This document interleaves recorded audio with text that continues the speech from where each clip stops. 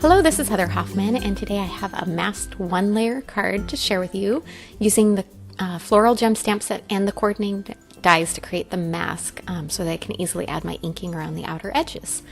This is a nice flat card, which makes it really handy and nice for popping in the mail or fitting in your envelope without worrying about anything getting damaged.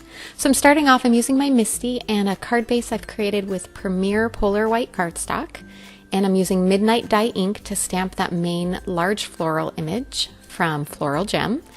And thanks to using my Misty, I usually like to stamp it twice to get a nice dark impression. I've used the coordinating dies already to die cut a mask using some masking paper. And I'm using the negative cut to help me line up my mask over. You'll see as you put it on that you can kind of see through it. The paper's a little bit translucent, but that just helps line it up and make sure you get a perfect match. And then you get an even border all the way around.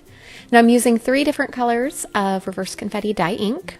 The first one I'm using on here is Peach, and I'm blending around the outside. I'm using a makeup brush. It's kind of one of the newest blending tools that I've really been loving. I picked this particular one up off of Amazon, so I think there's some distinct ones from different companies, but you can also just buy them off of Amazon. And they make ink blending really easy and really smooth. So I finished with my Peach and I kind of went around the outer edges. Now I'm coming in with a little bit of Bellini dye ink, and I'm keeping this just a little tighter and closer to my die cut masked area. And then at the very end I'm coming in with some Coral dye ink, and that's just going to be the deepest color closest to my stamped image. So this gives a little bit of an ombre effect with just kind of the colors fading out towards the edges of the card. All right, now watch as I peel that mask off. Isn't that fun how you have a perfect little border around your stamped image? It almost looks like you die cut it and popped it off, but it's right on your card base, which is super fun. Now I'm going to use the Sentimental Gem stamp set, which is a coordinating sentiment set, but also very versatile for lots of other things. But they're all made to fit perfectly in this stamp set.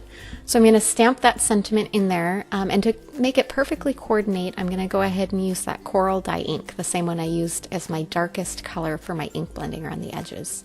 And as before, I'm going to go ahead and stamp it twice just to get a nice dark impression. Now to add just a little tiny bit of dimension and texture to this, and a little bit of color without actually using my Copics or anything to do any coloring, I used some Nuvo clear glitter drops to put on top of the flowers. Then I used some clear jewel drops in a soft green color. They're really translucent with just a hint of color, and I'm putting that on all the leaves, and it just adds the tiniest little hint of color to those leaves without me needing to color. And then it's also kind of a dimensional, so it gives kind of a raised effect. And because it's translucent, it doesn't block any of the design on those leaves either, which I really love. And you'll see in the finished photo just how well that shows up on there. Just a hint of color, and it goes with the soft colors of the inking and everything else. Thanks so much for coming by today. Have a wonderful day.